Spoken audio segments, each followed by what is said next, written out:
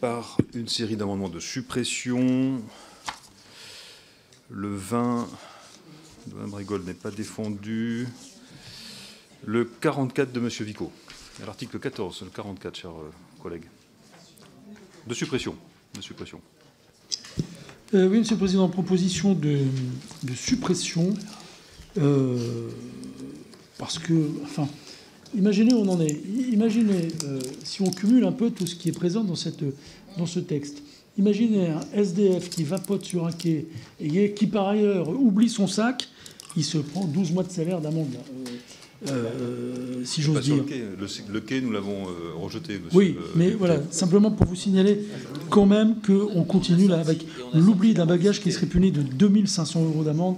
Très sincèrement, ça nous paraît extrêmement excessif. Et nous avons sorti la mendicité également. Vos arguments sont un peu spécieux, mon cher collègue. Et c'était des arguments d'environnement, Monsieur le Président. Le 72 n'est pas défendu. Madame Martin, le 134. Oui, bah c'est pareil, c'est un amendement, un amendement de suppression à la fois pour ce qu'il est et pour les technologies qu'il va devoir nécessairement mettre en œuvre pour y compris retrouver la personne qui aurait abandonné son sac d'une façon intentionnelle ou non intentionnelle d'ailleurs, hein, puisque les sénateurs en ont remis une petite couche. Donc on va s'apercevoir qu'il y a une valise de telle et telle, avec telle et telle caractéristique, abandonnée à un endroit, et on reprendra les images et on remontera pour savoir qui a abandonné effectivement son bagage. Bon, étant entendu que même si on a identifié la personne, je ne sais pas très bien où cela mènera. Mais ce qui est sûr, c'est que pour établir cette affaire-là, il faudra avoir recours à minima à la VSA et bien sûr, ça nous pose problème. De surcroît, ce sur quoi repose, entre guillemets, philosophiquement, cette affaire, c'est toujours l'idée selon laquelle, par la sanction, on va régler un certain nombre de problèmes. Je n'y crois pas. Et il faut plutôt poursuivre, populariser l'idée selon laquelle, lorsque l'on n'est pas vigilant dans une gare et que par étourderie, hein, c'est comme ça que ça se passe, hein, en règle générale, on n'est pas très content quand on découvre qu'on a perdu son sac, et que donc une étourderie qui ne sera pas sans conséquence sur la personne puisqu'elle aura perdu son sac, amène à un périmètre de sécurité, un blocage de la circulation, etc., plutôt que de dire qu'on va coller des amendes de cette manière. Merci, Monsieur Molac. Le 177 de suppression également. Chère Elisa, votre micro, vous le laissez souvent aller. Merci. Donc, oui, c'est un peu la même idée. Le fait, si vous voulez, de la création d'un nouveau délit de l'oubli des bagages dans les transports publics, une mesure pénale, à mon sens, est disproportionnée. Et donc, c'est pour ça qu'il est proposé de supprimer cet article. Alors bon, c'est vrai que je sais bien que ça a des inconvénients, évidemment, en particulier pour toutes les procédures de déminage, etc. Bon, quelquefois, quand même, d'après ce que j'ai compris, les bagages étaient piégés et explosaient, donc vous ne récupérez pas non plus vos affaires, ce qui est déjà un préjudice en tant que tel, et voire une correction pour le coup. Mais voilà, ça me paraît quand même un peu trop, là. Très bien. Le 200 n'est pas défendu. Le 227, Monsieur Houllier. Il y a d'abord il faudrait quand même rappeler qu'on n'est pas obligé de faire la loi pour faire la loi. C'est-à-dire qu'il existe déjà une disposition dans l'article 2242-4 du Code des transports à son 5e qui prévoit que lorsqu'on jette ou on dépose un matériau ou un quelconque objet dans un train ou dans l'enceinte d'une gare, on est passible effectivement d'une infraction de la catégorie qui est prévue pour celle-ci, c'est-à-dire 6 mois d'emprisonnement et 3 750 € d'amende. Donc ce qui est prévu pour être réprimandé est déjà inscrit au Code des transports. Puis par ailleurs, l'ajout d'une infraction qui serait non intentionnelle au Code des transports, bon courage pour en prouver la matérialité. Et puis l'élément intentionnel d'une infraction non intentionnelle.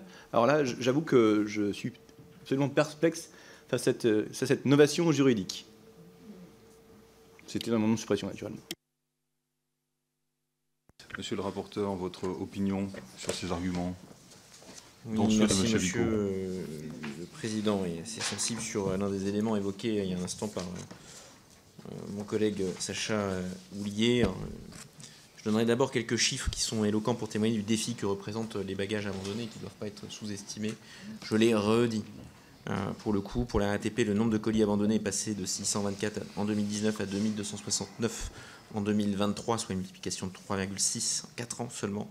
Pour la SNCF, le nombre d'objets délaissés avec une mise en œuvre de la procédure Vigipirate, entraînant des perturbations particulièrement lourdes, est passé de 7 681 en 2019 à 11 460 en 2023, soit une augmentation de moitié en 4 ans. Au regard des perturbations entraînées sur le trafic, il est aussi essentiel de trouver de nouveaux moyens de lutter contre les bagages et colis abandonnés sur les réseaux de transport collectif. Et je vous le dis, ce dispositif a été travaillé avec les opérateurs qui, à côté, continuent quand même de déployer des campagnes de sensibilisation. C'est ceux qui ont pris le train dernièrement, il y a des campagnes sur les quais en disant si vous avez oublié votre bagage, n'hésitez pas à les récupérer.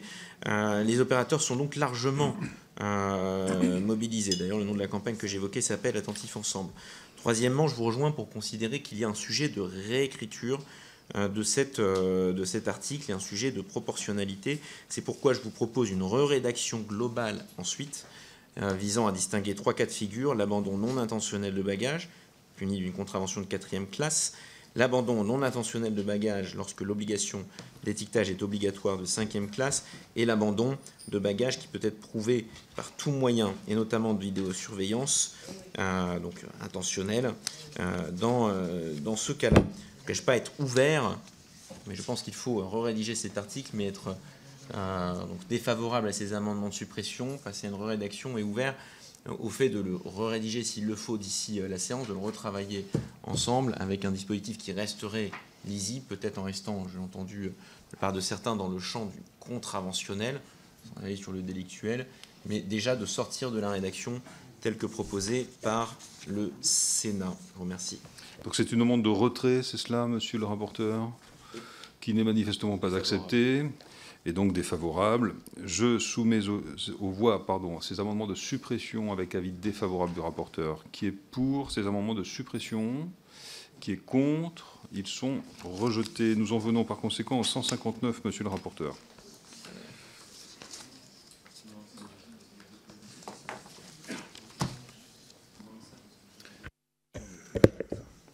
Monsieur le Président, c'est la réécriture que je viens de vous présenter il y a un instant, en 3 étages, avec un niveau. Donc le premier étage concernant l'abandon de bagages non intentionnels, puni d'une contravention de 4e classe. Le deuxième étage, dans le cadre d'un abandon de bagages dans les cas où l'étiquetage est obligatoire, une contravention de 5e classe. Et le dernier cas, nouveau effectivement, mais qui existe aujourd'hui, de l'abandon volontaire qui devra être caractérisé effectivement par exemple des vidéos liées aux outils de vidéosurveillance permettant de caractériser cet amendement cet abandon volontaire qui serait puni d'une amende de 3 750 €, donc qui serait de niveau délictuel. Je vous remercie. Madame Martin, je vous en prie. La difficulté perdure pour faire la différence entre une situation d'abandon par étourderie et d'abandon volontaire, y compris, bien sûr, même s'il y a une caméra. Enfin, il n'est pas besoin d'être premier prix au cours Florent pour faire semblant d'une étourderie. Enfin, Moi, j'entends l'effort de rédaction, je vous en remercie. C'est vrai que, globalement, la manière dont est rédigée cette loi a quelque chose de surprenant. Mais là, en l'occurrence... ça me paraît complètement impossible de déterminer le cadre exact à partir duquel l'acte serait volontaire.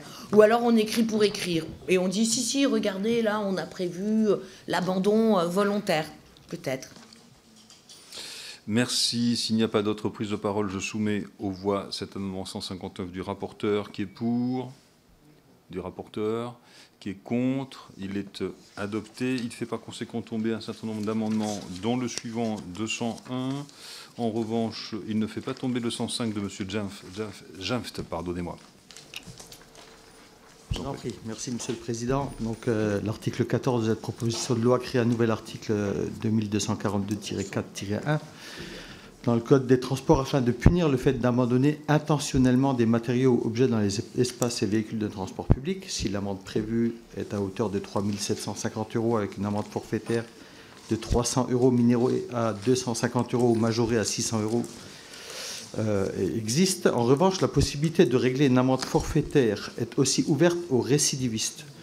Compte tenu des désagréments causés par un bagage ou colis abandonné, ainsi que l'intention de nuire, il ne paraît pas légitime ni dissuasif de leur permettre de s'acquitter d'une amende forfaitaire. Monsieur le rapporteur, pardonnez-moi.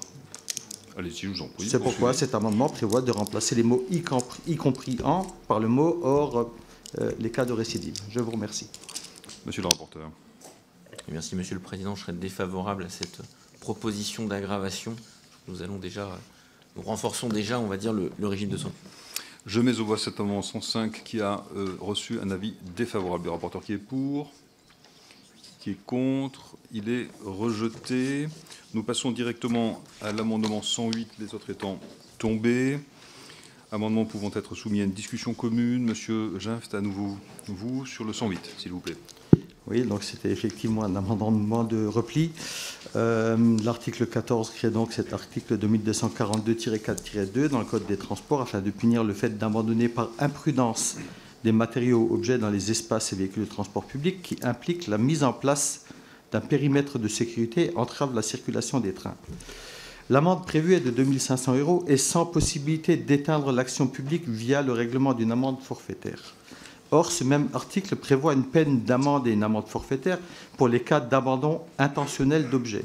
Il y a une vraie, à mon sens, une vraie problématique de proportionnalité. Si cette disposition était adoptée, il serait plus juste de permettre aux personnes ayant fait preuve d'inattention, hors cas de récidive, de s'acquitter d'une amende forfaitaire. Je vous remercie. Merci à vous, monsieur le rapporteur.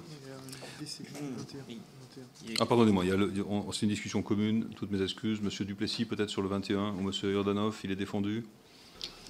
Oui, non, nous, à l'inverse, c'est un amendement de repli, comme l'oubli non intentionnel de bagages est maintenu. On propose au moins qu'il soit sanctionné par une amende forfaitaire délictuelle. Ça aurait au moins le sens de faire diminuer le montant de l'amende de payer et d'en accélérer le recouvrement, sachant qu'il existe évidemment le risque qu'il faille mieux perdre ses affaires que venir payer l'amende. Merci, monsieur le rapporteur, votre avis sur ces deux amendements. Une demande de retrait, parce que c'est un amendement de repli par rapport à la rédaction qui était sortie du Sénat aussi. Je vous proposerai de bien vouloir, plutôt rejoindre la rédaction que je vous ai proposée sur l'article 14. Alors, qui pourra faire l'objet d'amendements pour la... Sont-ils retirés, mes chers collègues, à la fois le 108 et le 21? Je le retire. Vous le retirez, le 21 est retiré. Et je le retire également. Vous retirez, monsieur Gimpt, le 108. Je vous remercie. Oui. Nous en venons par conséquent au vote sur l'ensemble de l'article 14 ainsi amendé. Qui est pour? Qui est contre? Il est adopté. Nous en venons après l'article 14. Le 161, monsieur le rapporteur.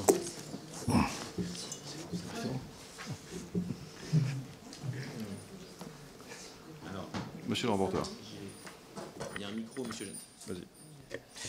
Oui, merci Monsieur le Président. Un amendement qui n'avait pas été discuté en mai, qui fait suite aux auditions au déplacement terrain.